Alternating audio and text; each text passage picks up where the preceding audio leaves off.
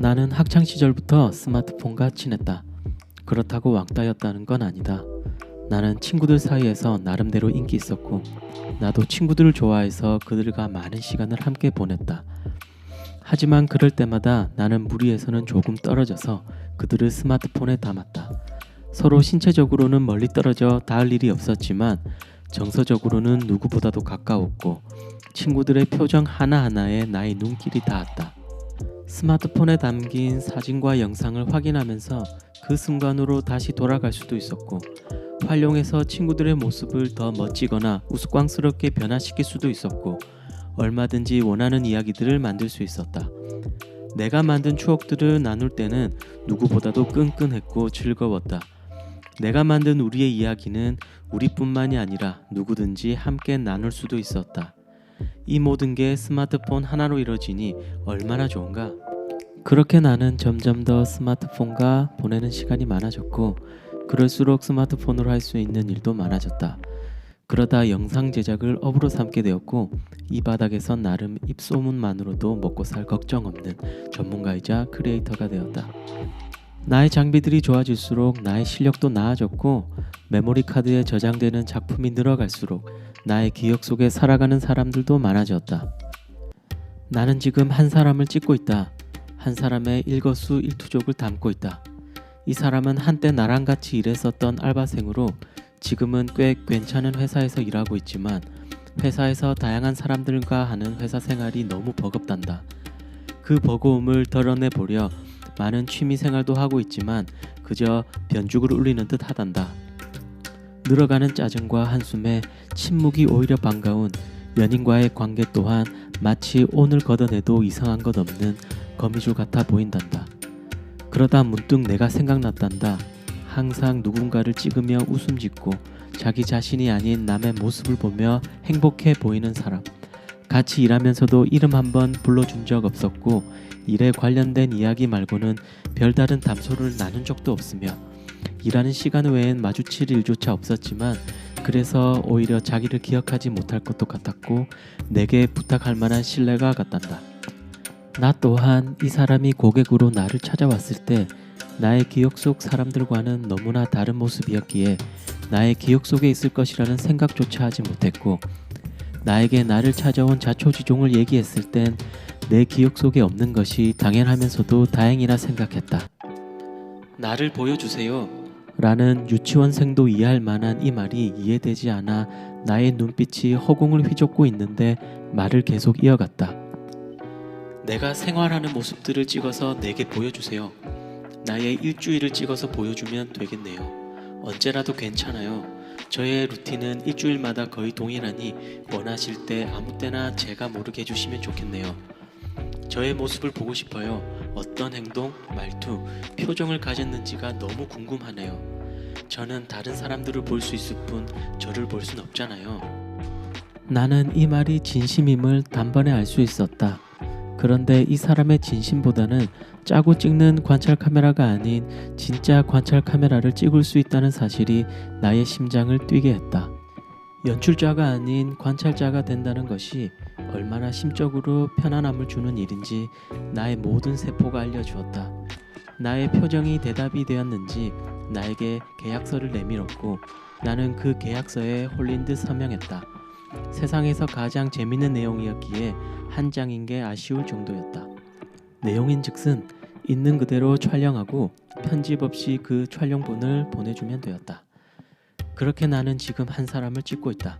한 사람의 일거수일투족을 담고 있다. 그런데 뭔가 기분이 이상하다. 새로운 장비를 사용하는 것 같이 어색하고 뭔가 빠뜨린 듯하다.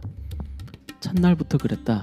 한 사람은 대부분의 행동이 연출된 상황보다 더 부자연스러워 보였고 미소 또한 어색했다.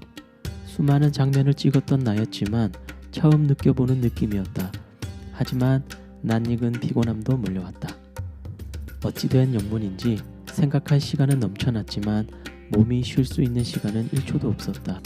전지적이 아닌 1인칭 관찰자 시점이다 보니 쉴 새 없이 찍을 수밖에 없었다. 피사체의 꺼짐을 확인한 후 집으로 돌아가는 길에 늦은 시간이었지만 허기짐을 달랠 겸 편의점에 들렀다. 그곳에서 내 기억 속 선명한 반가운 고등학교 친구를 만났다. 수만 번은 본 얼굴이기에 세월에게 정통으로 맞았어도 알아볼 수 있었다. 고등학교 졸업 후 타지에서 생활하였기에 정말 우연한 만남이었다. 나는 망설임 없이 지나가는 친구를 향해 인사하듯 물었다. 혹시 충렬고 2학년 12번 아니셨어요? 나의 기억을 아무리 뒤져도 이름이 나오지 않아 덜 명확한 증거를 댔다. 친구는 나의 일방적인 인사에 당황한 듯 뒤돌아 나를 보았다.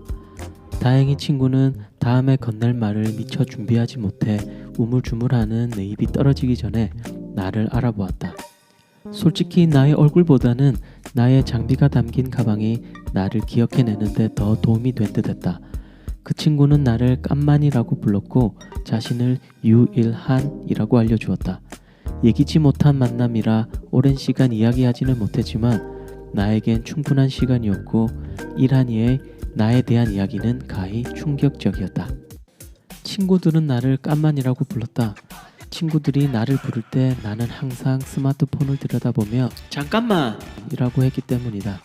말은 잠깐만이었지만 그 시간은 정해지지 않은 시간이었고 대부분은 잠깐이 아닌 한참이었다. 나와 함께 하고픈 마음에 이란이가 투정어린 비꼬임으로 처음 부르기 시작한 것이 친구들 사이에서 나의 별명이 되었고 깐만이라고 불리면서도 나는 이란이의 마음도 그렇게 불리는 이유도 관심이 없었다. 평범한이라면 평생 한 번도 들어본 적 없을 깐만이라는 말이 이리도 친숙한 걸 보면 올해도 깐만이로 살았나 보다. 반가움이라는 감정에 나의 심장이 스포츠카의 엔진처럼 우렁차게 뛰었지만 나의 입은 다른 차인 마냥 시동이 꺼진 채였다. 힘겹게 머리를 돌려 시동을 걸었지만 감정이 아닌 본능이 입을 움직였다.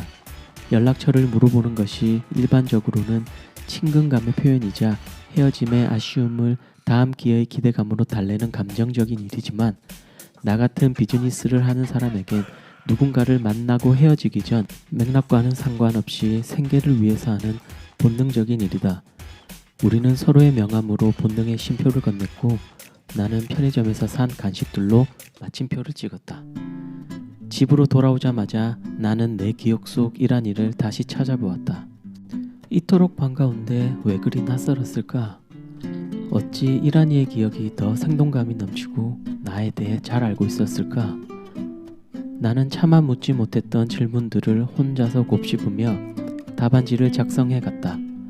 그동안 내가 해온 그 어떤 일보다 정성스럽게 해야 할 것 같았다.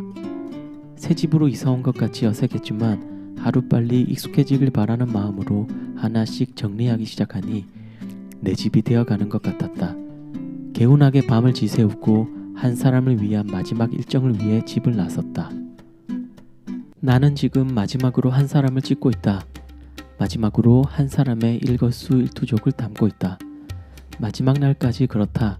대부분의 행동이 연출된 상황보다 더 부자연스러워 보이고 미소 또한 어색하다.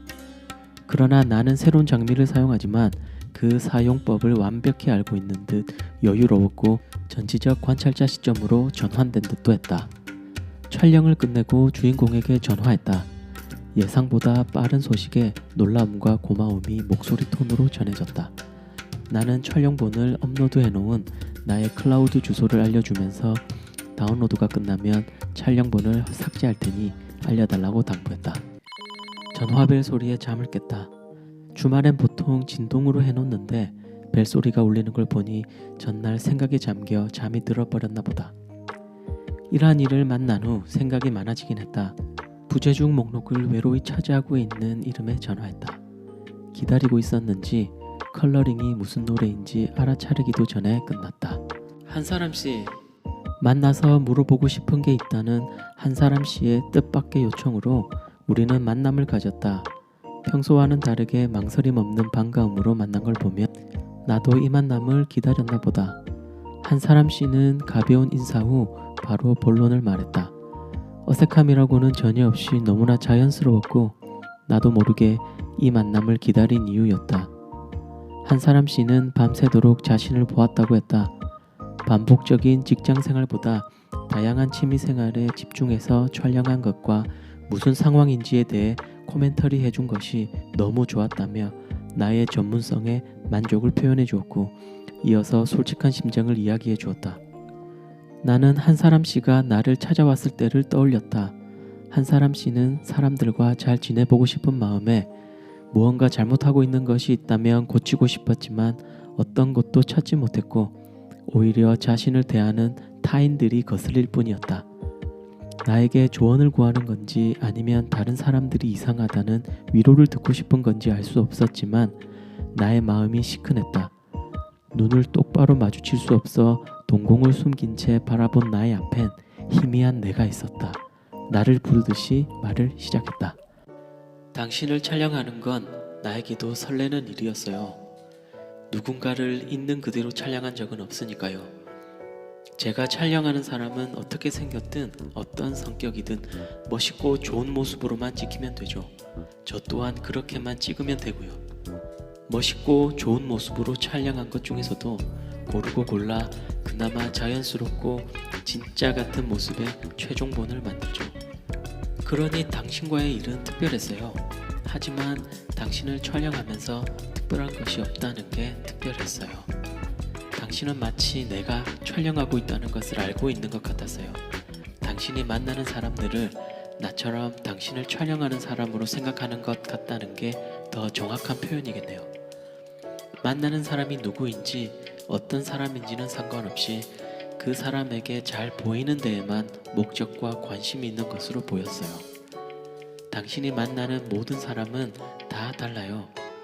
그리고 당신이 만나는 모든 사람이 다 다른 이유는 당신이 유일하기 때문이고 그 유일한 당신이 스스로에 대해 얼마나 잘 알고 있는지가 기준이 되기 때문이죠. 하지만 당신은 기준이 없었어요. 기준이 없으니 다름이 아닌 틀림이 되고 그 틀림 속에서 얼마나 힘들까 하고 나중에는 안쓰럽기까지 했어요. 나를 부르는 듯한 말이 계속될수록 나는 점점 더 선명해졌고 어느새 나는 나에게 말하고 있다. 나는 내가 누구인지 몰랐어. 알려주는 사람도 알아갈 기회도 생각해볼 시간도 부족했던 거야. 어릴 때부터 수많은 비난과 비교 속에서 인정이 고팠던 나는 자격지심을 가졌던 것 같아. 그 자격지심이 커질수록 나는 작아지고 자격지심이 단단해져 갈수록 나는 약해졌던 거야. 화면 속 멋진 모습이 좋았고 웃는 얼굴이 행복해 보였었지. 화면 속 다른 친구들과 같은 모습이 좋았지. 친구들을 화면 속에서 능숙하게 다룰 때 뭔가 뿌듯했었어. 나는 나의 유일함을 몰랐고 친구들과 다름을 몰랐어. 내가 맞고 친구들이 틀렸으면 했어. 조언을 바라는 눈을 똑바로 바라보며 말을 이어갔다. 당신을 보여주세요. 좋은 모습이 아니라도 상관없어요. 그리고 상대방에게 정성을 다하세요. 당신과 다른 이에게 시간을 드리고 진실하고 성실하게 그 사람을 알아가세요. 당신이 도와야 할 사람도 있고 당신을 도와줄 사람도 있을 거예요. 스스로 완벽해지려 하지 마세요. 유일한 당신은 이미 완벽합니다. 어느새 나는 이란이에게 전화를 걸었고 이란이가 받자마자 내가 먼저 말했다. 우리 만나자. 나를 보여줄게. 그리고 네가 보고 싶다. 이란이도 내가 보고 싶다고 했다. 나는 지금 이란이를 만나러 간다. 이란이는 내가 죽은 친구 같다고 했었다. 마치 하늘나라에 있으면서 우리를 바라볼 순 있지만 우리는 바라볼 수 없는 친구. 나는 지금 살아서 친구를 만난다.